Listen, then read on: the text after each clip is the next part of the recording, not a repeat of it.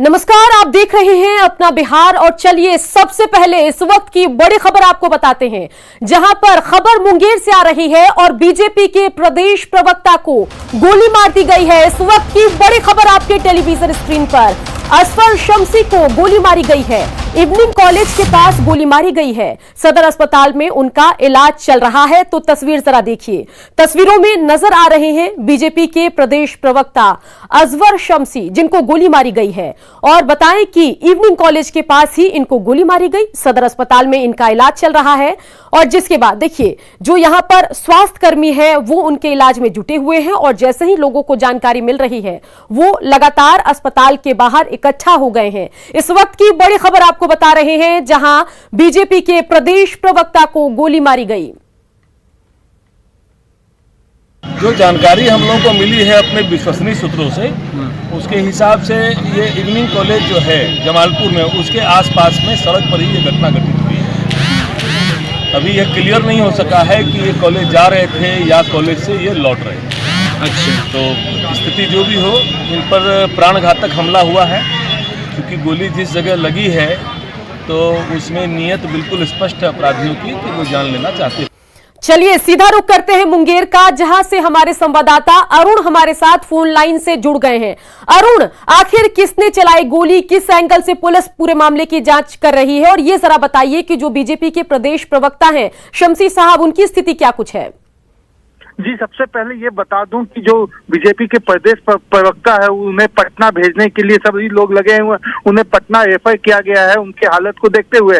लेकिन अभी जो है अभी उनको सीटी स्कैन में ले जाया गया है। उसके बाद ही पता चलेगा कि गोली जो है कनपट्टी में लगी है और कितना वो डैमेज किया है। ये बता दूं, जो गोली लगी है वो कॉलेज गेट के पास ही लगी हुई है, तथा जो वहाँ के लोगों ने बताया है कि जो उनके साथ जो लोग थे उन्होंने बताया है कि जैसे ही अपने वाहन से बीजेपी के प्रवक्ता शम्सी जी जैसे ही कॉलेज गेट पे उतरे, उसी समय दो गोली चली और एक गोली उनको लगी है। जी बिल्कुल बिल्कुल। अरुण, डॉक्टर्स क्या बता रहे हैं, क्या उनकी स्थिति खतरे से बाहर है, किस तरीके से डॉक्टरों की इलाज आगे बढ़ रही है, ये जरा बताइए। जी, मैं बता दूं कि अभी मौके पे जो है जिला के जो डीआईजी हैं, एसपी है, सभी मौके पे पहुंचे हुए हैं। सीएस खुद उनके इलाज में लगे हुए हैं और उनके जो जिला अध्यक्ष है उनसे जो बात अभी सामने आई है कि स्थिति अभी ठीक है, लेकिन वहाँ बेहतर इलाज के लिए उनको पटना ले जाया जाएगा। लेकिन अभी सीटी स्कैन है, सीटी स्कैन होने के बाद ही ज्यादा ये स्पष्ट हो जाएगा कि गोली से कितना डैमेज हुआ है। जी बिल्कुल। चलिए अरुण, राहत की बात यह है कि पूरी जो उनकी स्थिति है वो पहले से बेहतर है। क्या आपकी पुलिस से बात हुई? पुलिस क्या बता रही है? आखिर ये कौन लोग थे जिन्होंने गोली चलाई और गोली चलाने के पीछे मकसद क्या था? क्या सियासी रंजिश का कोई मामला था या किस तरह का मामला था, बताइए। जी, मैं पहले बता दूं कि अभी घटना के महज 1 घंटा भी घटना का नहीं हुआ है। सभी लोग उनके जांच में लगे हुए हैं। स्पॉट पे पुलिस पहुंची हुई है तथा जांच में लगी हुई है कि जो क्योंकि वो कॉलेज का इलाका है, वहाँ पे जो अभी कॉलेज का समय है वहाँ पे स्टूडेंटों की काफी संख्या थी, अतः यह नहीं पता चल पाया है कि गोली किसने चलाया है। लेकिन ये पॉलिटिकल आदमी है तो हो सकता है कहीं ना कहीं कुछ पॉलिटिकल वजह भी हो सकते हैं। लेकिन अभी ये कहना स्पष्ट नहीं होगा कि गोली उनको किसने चलाया और गोली कैसे लगी है, ये अभी स्पष्ट नहीं है। लेकिन चलिए अरुण, आप बने रहिए हमारे साथ। जो असफर शम्सी साहब हैं, उनकी ड्राइवर हमारे साथ फोन लाइन से जुड़ गए हैं, उनसे बातचीत कर लेते हैं। चलिए, बाइट उन्होंने कुछ बयान दिया है वो जरा एक बार सुन लेते हैं।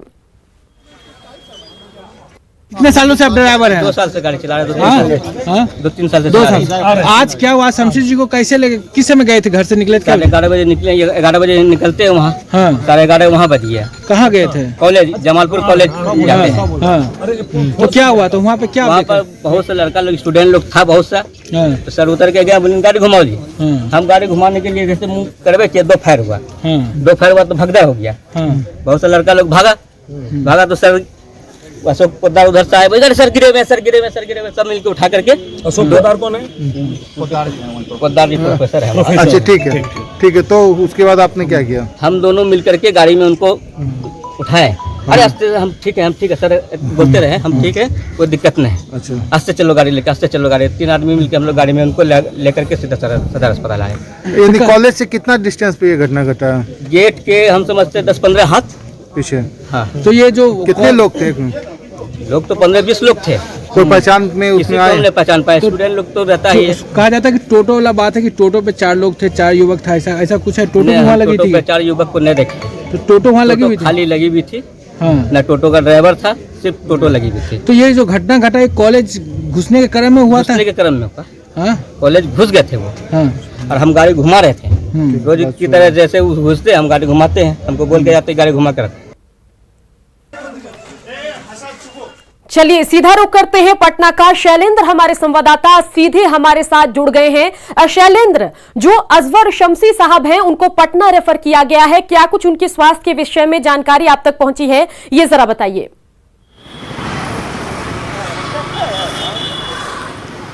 जी बिल्कुल, देखिए अभी मैं बीजेपी कार्यालय में ही मौजूद था जब ये घटना की जानकारी बीजेपी कार्यालय आई, और प्रदेश अध्यक्ष से हमने बात की। उन्होंने साफ तौर पर कहा कि बिहार के डीजीपी से बात की है, वो सुरक्षित है, लेकिन घटना दुखद है। बीजेपी के नेताओं को अभी बहुत लोगों को इसकी जानकारी भी नहीं मिल पाई है, लेकिन जो अभी तक प्रदेश अध्यक्ष से हमारी बात हुई है उन्होंने कहा है कि वे बिल्कुल सुरक्षित हैं।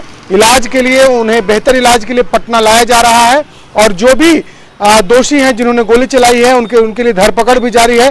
डीजीपी से उन्होंने खुद इस मामले पर बातचीत की है। जब ये घटना घटी थी उस वक्त बीजेपी कार्यालय में बिहार प्रभारी भूपेंद्र यादव भी मौजूद थे। तो देखिए कहीं न कहीं बड़ी घटना है। बिहार बीजेपी के प्रदेश प्रवक्ता को गोली लगती है, अपने आप में एक कहा जा सकता है कि बहुत बड़ी बात है, और उसके बाद देखना होगा कि क्या कार्रवाई होती है। फिलहाल जो बीजेपी के नेताओं से हमारी बात हुई है उसके अनुसार शमसी साहब बिल्कुल सुरक्षित हैं और इलाज के लिए उन्हें पटना लाया जा रहा है। जी बिल्कुल शैलेंद्र, जैसा कि हमारे संवाददाता अरुण मुंगेर से बता रहे थे कि तकरीबन 1 घंटे पहले ये घटना घटी, यानी दोपहर 12 बजे गोली चलती है, इतनी बड़ी हस्ती को गोली मारी जाती है, तो कहीं ना कहीं इसके बाद कानून व्यवस्था पर भी सवाल उठने लाजमी है। क्या कहेंगे शैलेंद्र?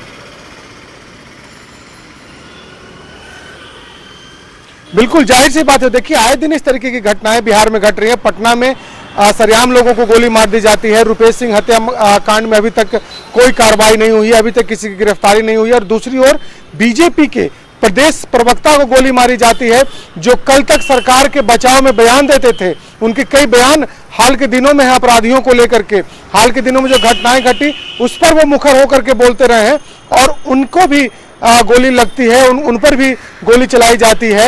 ये कहीं न कहीं दुखद घटना और बहुत बड़ी बात है। हालांकि प्रदेश अध्यक्ष कई बार इस तरीके के मामलों पर मुखर होकर के बोलते रहे हैं, लेकिन फिलहाल उन्होंने अभी कुछ भी इस पर टिप्पणी नहीं की है, चूंकि तत्काल का मामला है और वो भी यह देखना चाहते होंगे कि वाकई आखिर किन मामलों के तहत इस तरीके की घटना घटी है। लेकिन बीजेपी के नेताओं का ये कहना जरूर है कि सब कुछ ठीक है। ऊपर के अधिकारियों, आला अधिकारियों से बातचीत की जा रही है, डीजीपी से बातचीत हुई है, लेकिन अपने आप में ये सवाल उठता है कि आखिर जब बीजेपी के प्रदेश प्रवक्ता पर गोली चलती है तो आम लोगों की क्या स्थिति होगी, आम लोगों के साथ किस तरीके का व्यवहार हो रहा है, ये कहीं न कहीं सवाल जरूर उठता है। चलिए शैलेंद्र, तमाम जानकारी के लिए आपका शुक्रिया। देखना होगा कि पुलिस जब पूरे मामले की पड़ताल करती है तो आखिर गोलीबारी का कारण क्या था, इसका खुलासा कब होगा, इसका हम इंतजार कर रहे हैं। लेकिन इन सब के बीच बीजेपी प्रवक्ता पर गोली चलने की घटना के बाद कांग्रेस ने एक बार फिर लॉ एंड ऑर्डर को लेकर सवाल उठाया है।